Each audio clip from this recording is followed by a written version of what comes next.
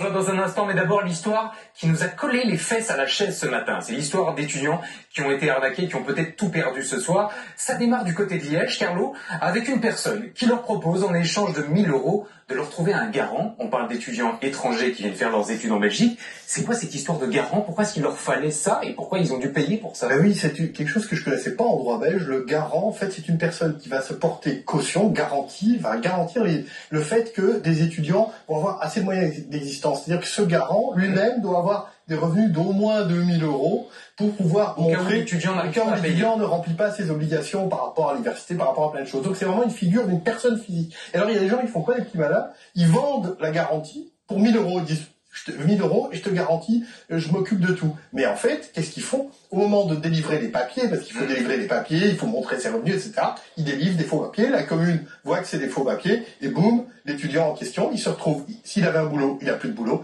il n'a plus le droit de rester en Belgique, il se retrouve avec un ordre de quitter le territoire, le droit de passer ses examens, et donc, c'est vraiment une vraie catastrophe. Et en plus, je me suis dit cet après-midi qu'il y avait peut-être même un problème, c'est que comme l'étudiant accepte quelque chose qui n'est pas tout à fait légal, donc on pourrait dire que nul ne peut se prévaloir de sa propre turpitude, mais j'irai pas jusque-là quand même, parce que je trouve que la victime dans cette affaire, c'est l'étudiant. Et on espère de tout cœur que les facultés, les universités pourront faire quelque chose. Mais ils sont en train de les aider, parce que voilà, 4 étudiants au moins, c'est 4 témoignages, mais il y en a peut-être d'autres qui se sont fait gruger alors qu'ils ont travaillé pour payer cette fameuse garantie à laquelle ils n'auront jamais droit. Et voilà des études et une vie à la poubelle. On va changer de registre, revenir à plus de légèreté.